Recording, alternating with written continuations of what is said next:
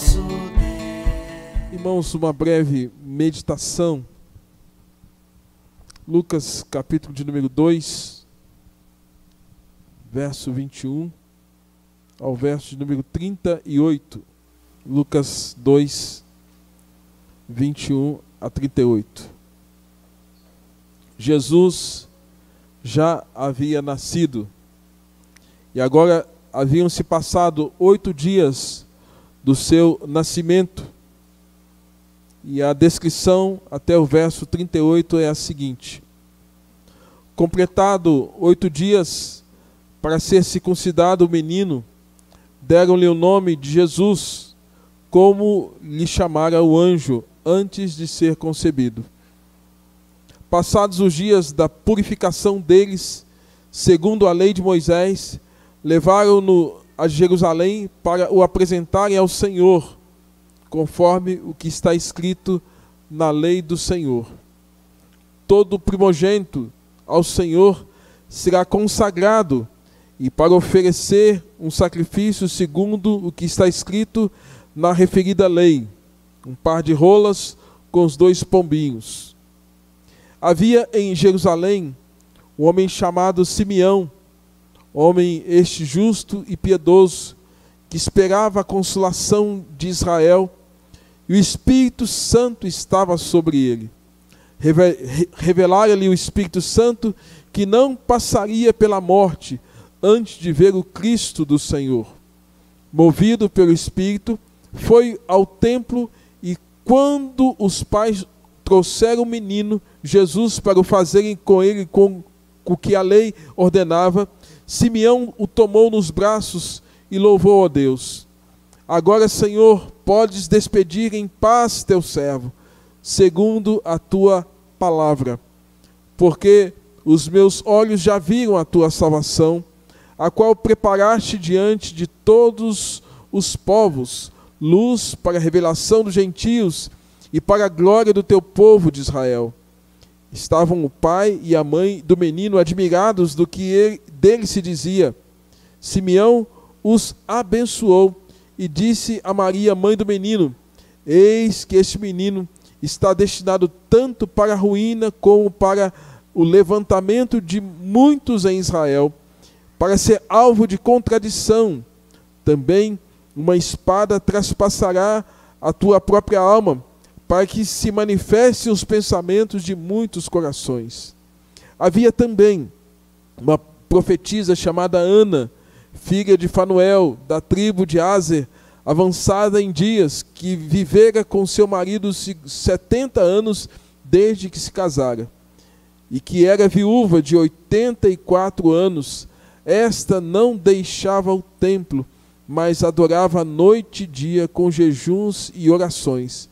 E chegando naquela hora, dava graças a Deus e falava a respeito do menino a todos que esperavam a redenção de Jerusalém. Até o verso de número 38. Irmãos, 2 anciãos, 2 pessoas idosas neste contexto. O primeiro deles, uma referência a Simeão, homem justo, homem que servia ao Senhor, homem que, diz o texto, piedoso, e que guardava no coração a consolação de Israel, e o Espírito Santo havia mostrado a ele, tal qual as descrições dos profetas do Velho Testamento, de que ele não passaria pela vida sem ter a oportunidade de ver o Cristo, segundo o verso aqui 26, de ver o Cristo do Senhor. E aí, naquele momento em que Maria e José estão indo ao templo, eles se deparam com Simeão, esse homem piedoso que guardava a consolação de Israel. Amados, essa história nos faz pensar de que ele teve o privilégio de ver Jesus, tê-lo em seus braços e ter Jesus em seu coração, porque essa era a grande confiança e era o grande anseio de Simeão. Segundo o texto, ele no verso 27 fala: movido pelo Espírito Santo, foi ao templo, e quando os pais trouxeram o menino Jesus para fazerem com ele o que a lei ordenava, Simeão tomou nos braços. O homem teve a oportunidade de tomar nos braços o Filho de Deus.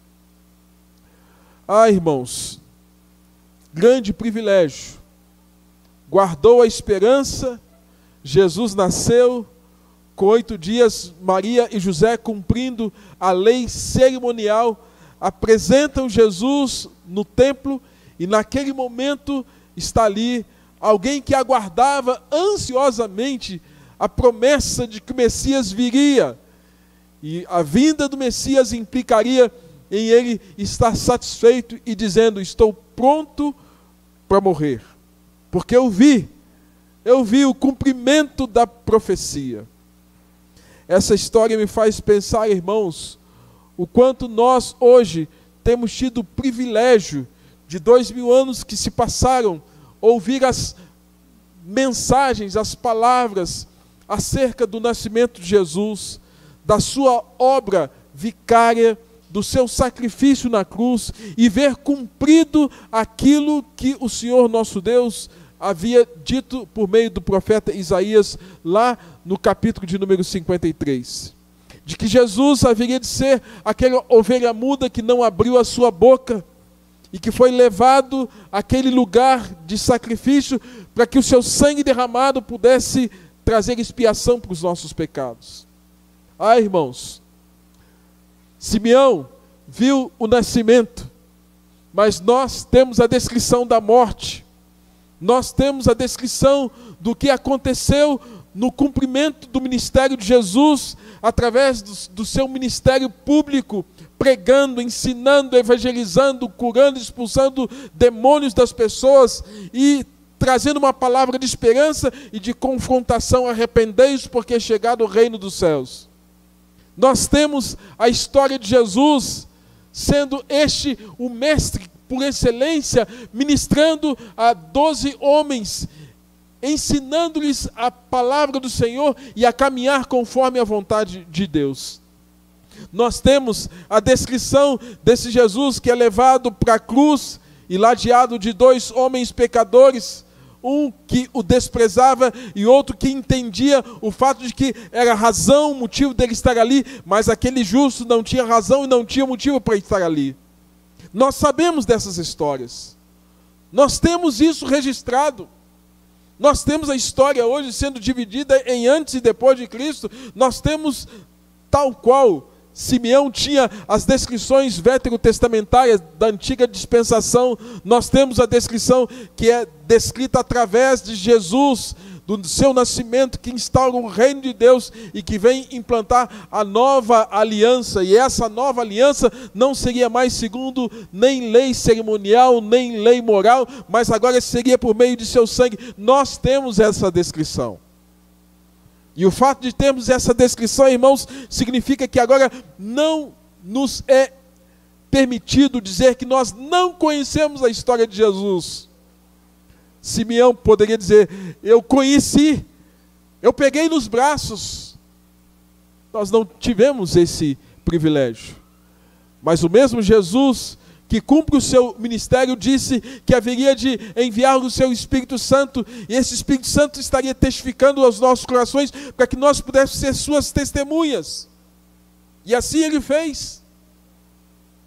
Ah, irmãos, mas a grande diferença talvez de Simeão e muitos nos dias de hoje é que Simeão aguardava a esperança, e ao final do cumprimento daquilo que ele esperava, ele disse: eu estou pronto para ir. Eu estou pronto para ir. A grande diferença dos dias de hoje é que muitas pessoas não podem falar como Simeão: eu estou pronto para ir. Eu já ouvi as histórias de Jesus. Muitas pessoas nos dias de hoje não podem dizer: eu estou pronto para ir. Eu estou pronto. Eu tomei o Filho de Deus nos meus braços. Esse menino que, tal qual a descrição de Simeão, ele seria alvo de contradições.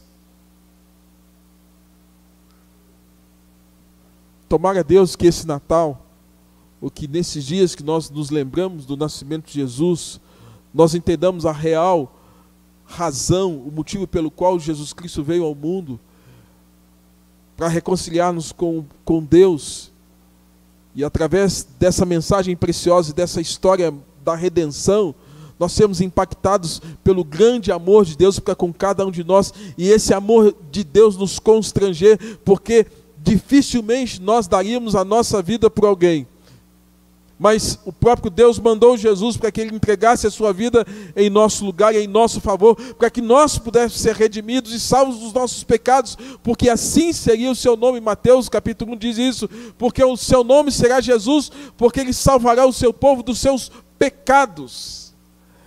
Ah, irmão, Simeão é esse homem que teve essa grata satisfação, e tal qual é essa revelação do Espírito Santo, verso 26, revelara-lhe o Espírito Santo que não passaria pela morte antes de ver o Cristo do Senhor.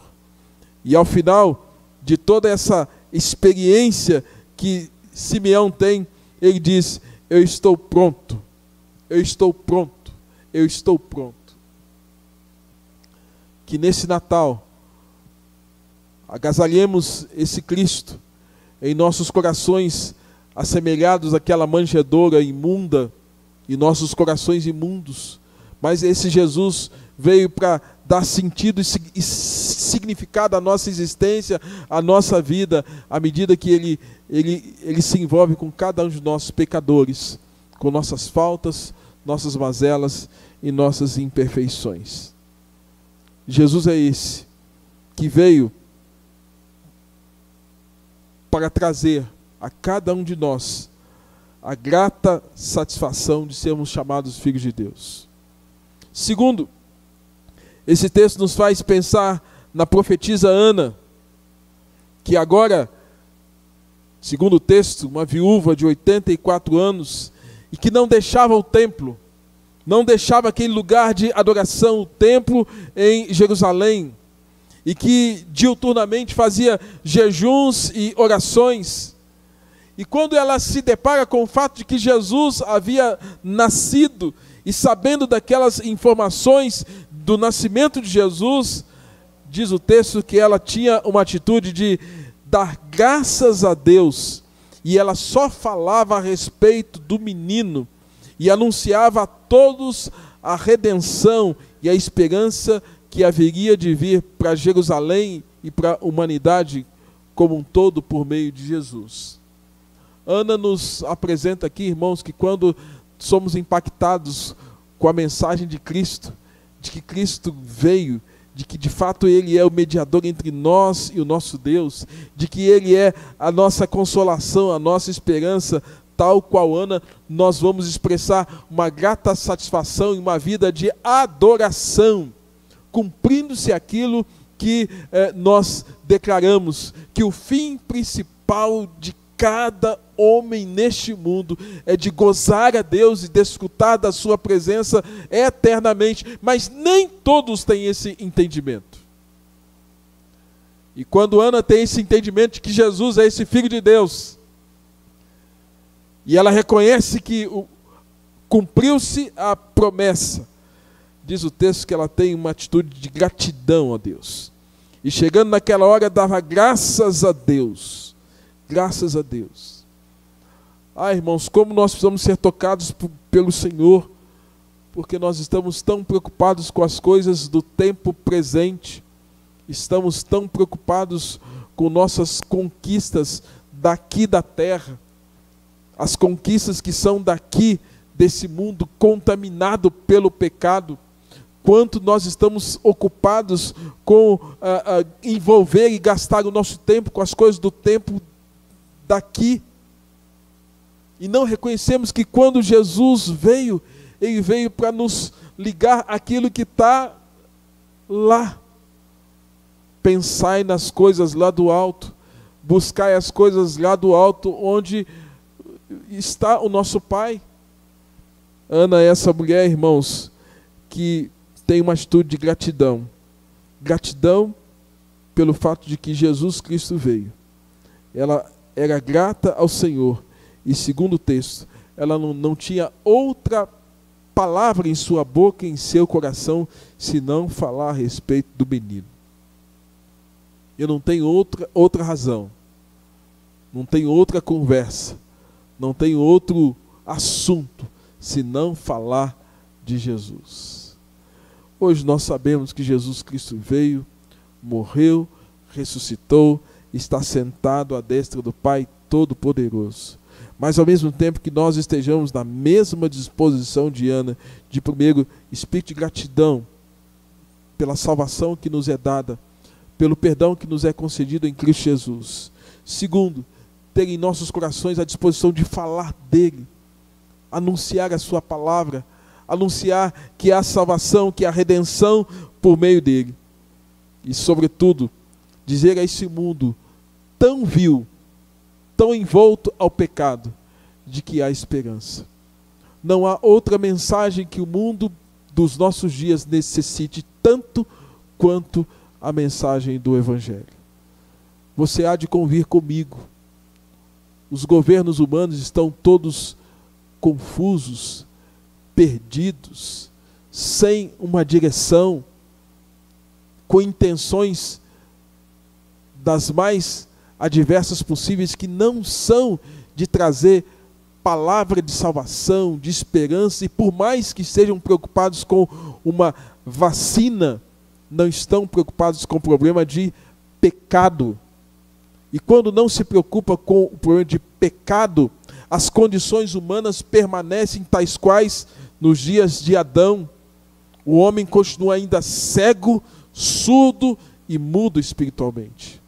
Mas quando Jesus adentra em nossos corações, há um grito de esperança. E essa esperança se dá porque esse Cristo, ele venceu o pecado, ele venceu a morte, ele venceu o mundo, ele cumpriu lei cerimonial, lei moral, ele cumpre a vontade do Pai, e ele diz que a comida dele era fazer a vontade do Pai que o enviou. Esse Jesus cumpre, e o apóstolo Paulo vai dizer em Coríntios que por causa da ressurreição que ele desfrutou, nós podemos ter esperança. Por causa da sua ressurreição, nós podemos pregar. Por causa da sua ressurreição, nós podemos ter a esperança do novo céu, porque ele ressuscitou e nós ressuscitaremos com ele. Amados, esse Jesus era a esperança de Simeão. Esse Jesus era a esperança de Ana. Simeão, depois daquele encontro, disse: estou pronto para ir. Ana, certamente nos seus 84 anos, ela diz que, a despeito dela não deixar o templo, uma mulher piedosa e devota, com jejuns e orações, ela não tinha outra palavra em sua boca e em seu coração, senão pensar em Jesus. Dois idosos que nos trazem uma grande lição. Por muito tempo aguardaram aquela mensagem. E o nosso desejo é que nesse Natal, cada um de nós agasalhe esta mensagem. Nós não sabemos o que vai ser de cada um de nós no dia de amanhã. E a grande questão é que nós precisamos estar prontos para o encontro com Deus. E esse encontro, ele só vai vir por meio de Jesus.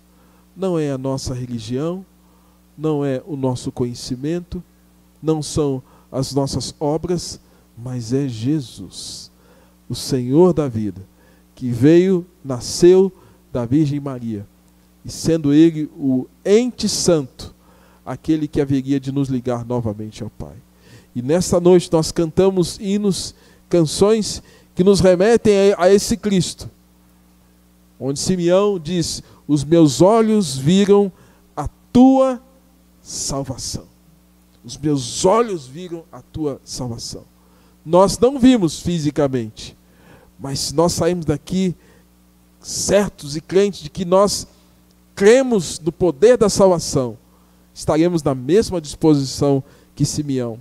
Se nós sairmos daqui com essa consciência, sairemos tal qual Ana, a profetisa, dando graças a Deus e falando a respeito não mais do menino, mas do Filho de Deus, que se encarnou, que morreu na cruz, ressuscitou, está sentado à destra do Pai Todo-Poderoso e fez-nos uma promessa: eis que estou convosco todos os dias, até a consumação dos séculos. Que o Senhor nos dê um Natal com verdadeiro sentido nesta oportunidade. Estaremos encerrando as nossas atividades